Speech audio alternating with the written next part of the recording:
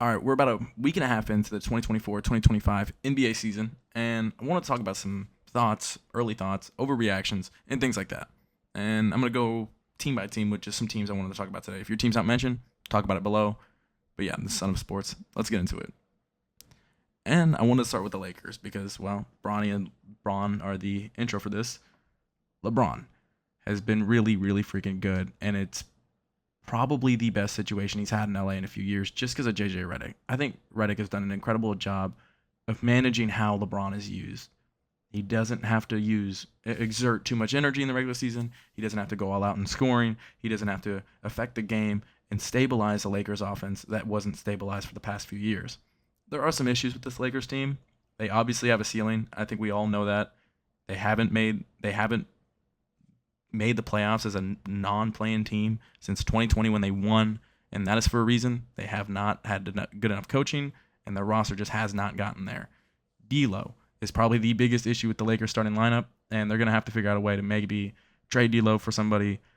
And if they were able to get that Walker Kessler trade that Utah and them were talking about for D'Lo and a few picks, it could lead to something like a LeBron at point guard, Anthony Davis sliding back to power forward, maybe staying at center and Kessler as a backup big, and then Reeves at the shooting guard, Kennett at the small forward. I've seen a lot of Lakers fans do that.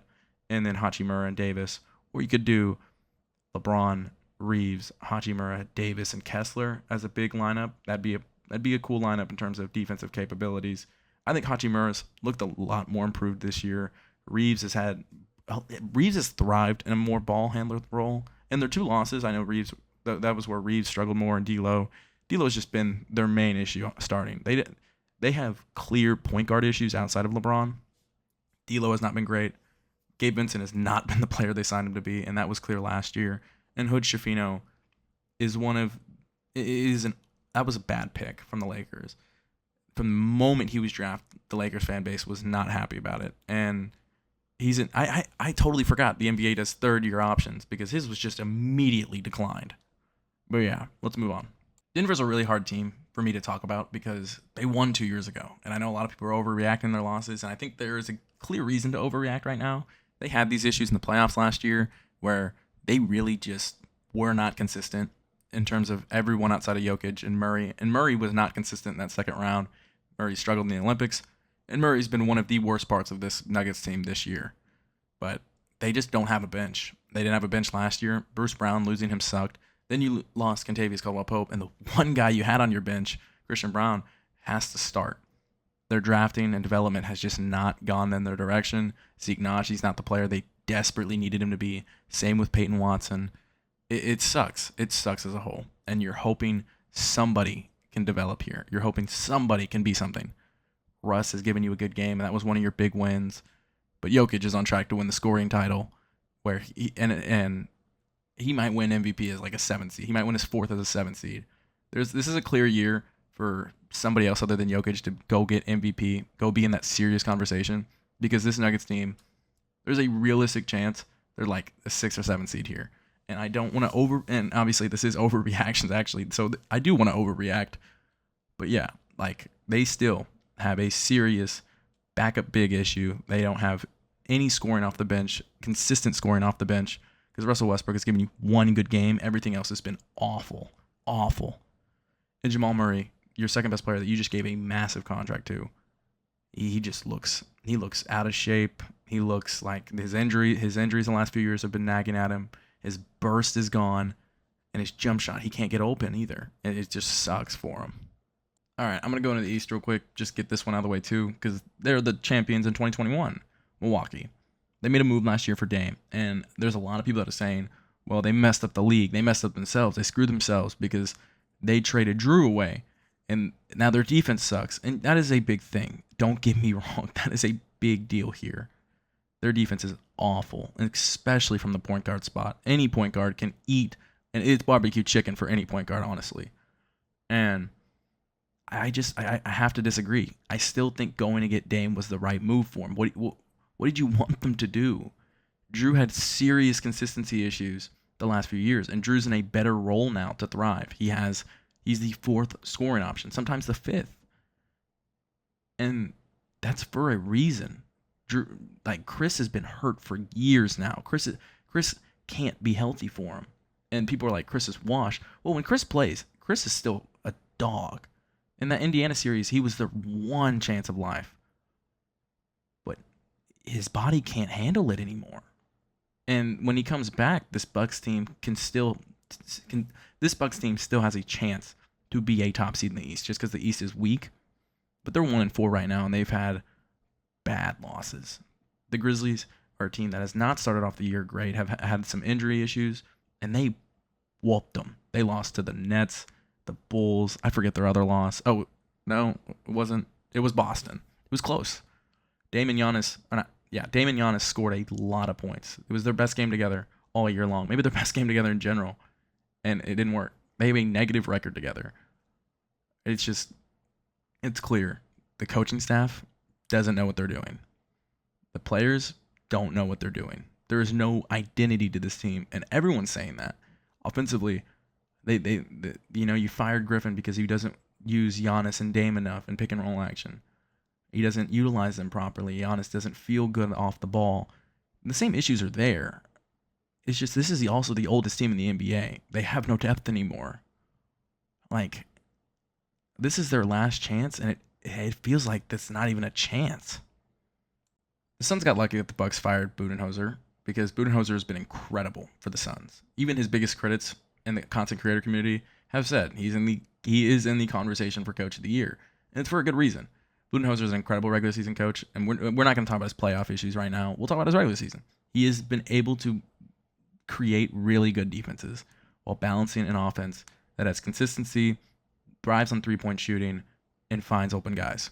He comes from the Popovich tree, and it is very clear that Budenholzer has done an incredible job with this team and the front office as well. In April, there was a feeling that this team, that there's a shot this team could just blow it all up the way they got swept. And I'm not saying they have finals aspirations like some people are saying they're dark horses. I think this team goes farther in the playoffs because they have a lot more things this year than they didn't have last year. Tyus Jones is not the best scorer. He's not the best point guard, but he gives you actual point guard capabilities. A guy that has been very efficient in terms of assist to turnover ratio the last few years, like some of the best in the NBA. Defensively, there are still some clear issues. Nurkic is not a good defensive center. He's not a good center. Plumlee's not a good center. And that's going to be something that teams could address. Like, if you get in a series with let's just say like a Minnesota again, they could easily attack the paint. Ryan Dunn's a good defender. He's a rookie though. You can't really rely on a rookie to be the biggest deal here. Man, he's also made the biggest leap we've seen from a prospect, and I'm just saying something that everyone's saying, but it's a big deal for a reason. Kevin Durant, Devin Booker, Bradley Beal, they're finally playing together, and they're playing well. I think Budenholzer's doing a really good job. I want to see more of this team. I want to see what they can really do because Beal still has some injuries. Booker's defense has fallen off a cliff since he was incredible in the Olympics, and right now he's been bad. But Dunn, I gotta give credit to Budenholzer and Dunn, like everyone else has. This Pelicans team is in deep trouble. Deep trouble. The West is competitive this year, and there are some teams going into the year that are even competitive right now that I didn't think would be as competitive. I thought Memphis would be a team that, would have to get used to this new structure they'd have. They might be a play-in team or a little bit better than that. The Lakers are looking better than most people are thinking. The Clippers are looking better. Even if they're 2-3, they're looking better, and they might get Kawhi back. They might. We don't know, but they might, and that could help a lot. What else? There are other teams. The Warriors have had their good moments. And the Pelicans are going to miss DeJounte Murray for a while. Herb Jones is out for a while.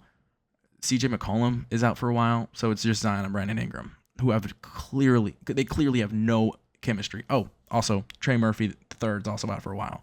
So 4 of your 6 best players are out. The rookie center, he's one of the leaders for Rookie of the Year because this rookie class has just been awful. It's Ryan Dunn, Giannis, I can't pronounce his last name, the Pelican center, and Bub Carrington. The rookie class just hasn't really played. Giannis has played, and he looks good next to Zion, even if the spacing's not perfect. But this team also clearly has spacing issues. Brandon Ingram is the shooter here, and he doesn't take threes, so teams don't feel a threat from him at the perimeter. And Zion does not shoot very often from 3. So that's another thing they don't have to worry about. So when you play both of them in pick and roll action, you just clog the paint, and you're fine.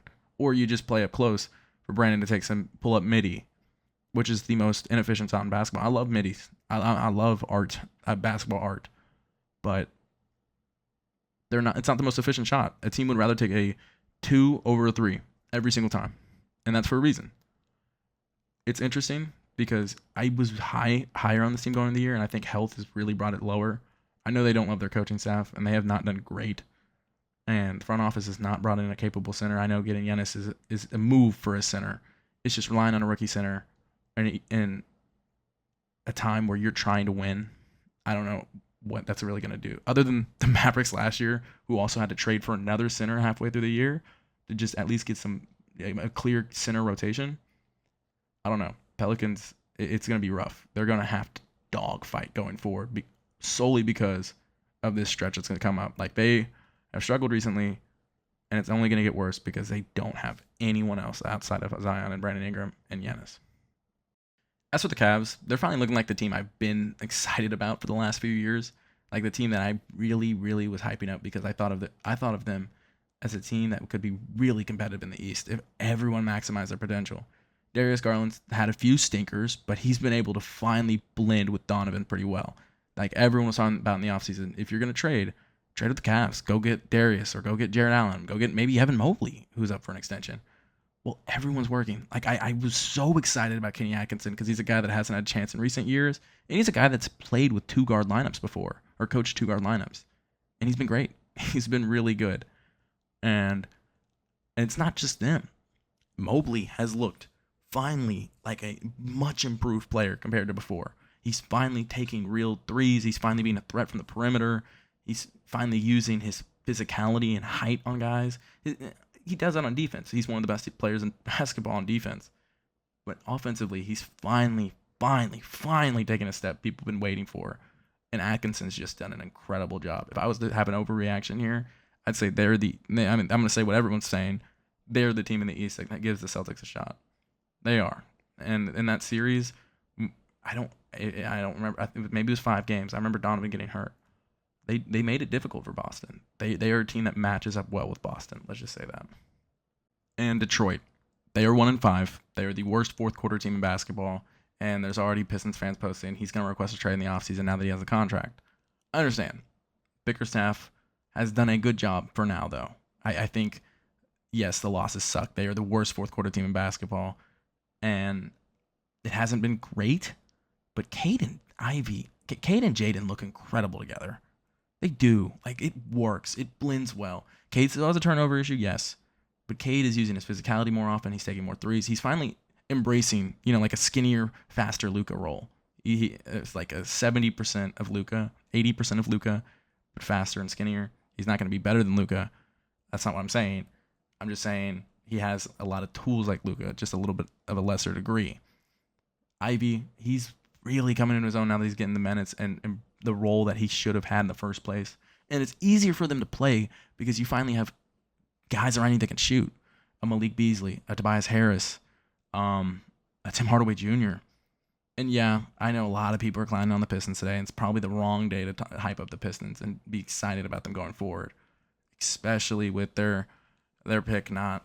He has not played very well. I can't remember his name. Ron Holland has not been great with them because a guy that can play one type of basketball, he can't space the floor, and that's been the Pistons' issue for years, drafting guys that can't space properly or centers that can't play defense.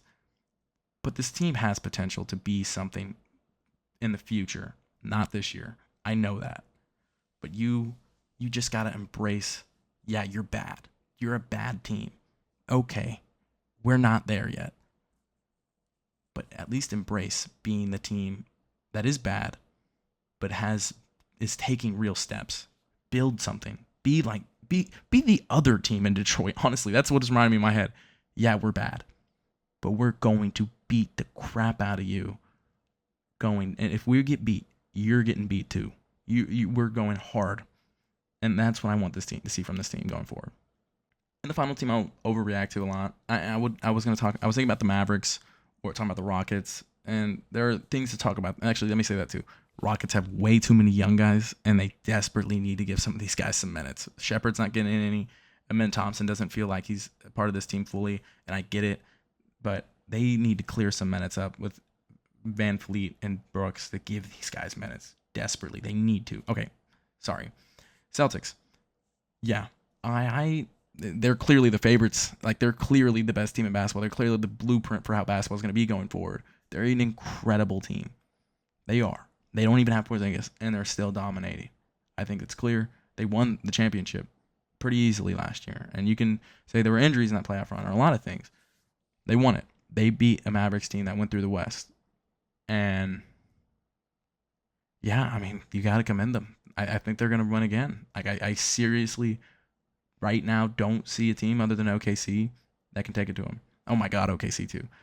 Yeah, OKC's what, 5-0 right now, 6-0. They're incredible, and that's the one team I think has a chance going against Boston because they can beat them at their own game. I think OKC is going to bank on, we have better defenders than you, so you're not going to be able to shoot as well as us, and we're going to be able to do things just like you, 5 out. But we're not. We're going to be more efficient, and we're going to be better defensively. That's the only team I think has a chance at Boston this year.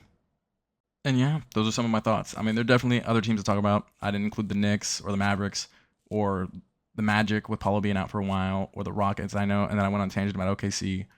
But I just wanted to include some teams. Drop down below other teams that you might think that I need to talk about, and I'll get there eventually. This is Son of a Sports, and I'll catch y'all next time.